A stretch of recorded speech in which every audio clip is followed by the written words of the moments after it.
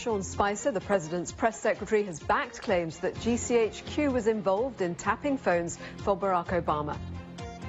He didn't use the NSA, he didn't use the CIA, he didn't use the FBI, and he didn't use the Department of Justice. He used GCHQ. Wow. Now, that is going to piss off the British, and you do not want to piss off the British, because if you do, we will say, oh dear, shake our heads, swallow the anger, and carry it around until we die. Because think about what he's actually alleging there. He is suggesting a US president enlisted a foreign intelligence service to spy on a political adversary. That is an explosive charge. Perhaps that is why the NSA's deputy director told the BBC it was arrant nonsense, revealing a complete lack of understanding in how the relationship works. And for their part, GCHQ called the accusations utterly ridiculous. And yet, rather than distancing himself from Spicer, Trump decided to back him up.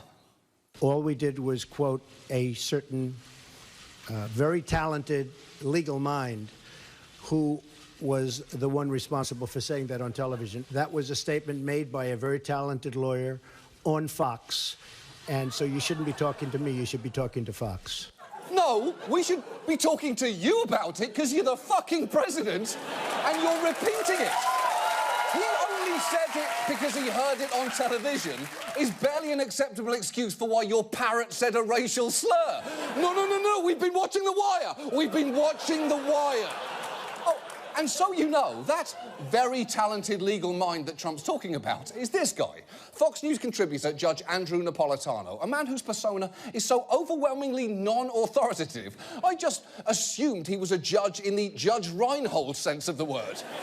Spicer was quoting Napolitano directly, and even by Fox's standards, the judge is an unreliable source. He has a history of entertaining dicey conspiracies. He once questioned whether bin Laden was actually killed, and a few years ago, he went on Alex Jones's show and said this regarding the World Trade Center.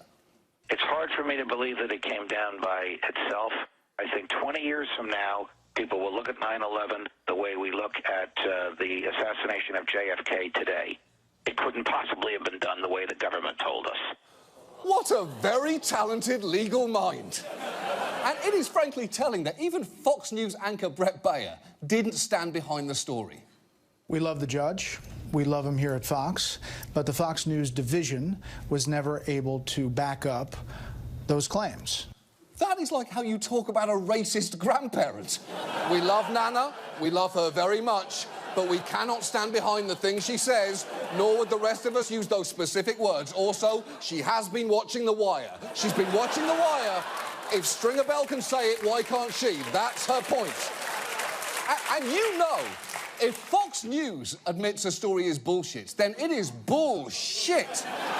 So all the Trump team had to do was apologise and move on, and they were so close to doing that.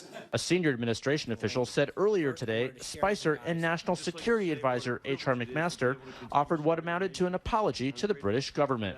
But Spicer later disputed that, saying the administration had no regrets. That is Sean Spicer saying he has no regrets, which is amazing, because if anyone on this planet should have fucking regrets, it is you, Madam Ghostbuster. You should regret everything, every life decision that brought you into this regretful job that you regretfully hold. At this point, you should really be more regrets than man, a regretator, if you will, half man, half regretful beast, cursed to roam the planet until one day you're finally released from your prison by the inevitable firing you'll receive in, oh, let's say 2.5 weeks, shall we?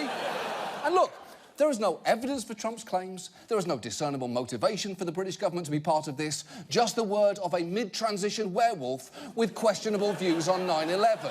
And yet, none of that seems to matter to Trump, and I could tell you why, but I think I'll let Fareed Zakaria do it for me. I think the president is somewhat indifferent to things that are true or false. He has spent his whole life bullshitting. He has succeeded by bullshitting. He has gotten the presidency by bullshitting. It's very hard to tell somebody at that point that bullshit doesn't work, because look at the results, right? Yeah. Donald Trump is a bullshit artist. And I know Trump might want to refute that, but to be fair, someone on TV did say it, and I am repeating it, so therefore it must be true. And now...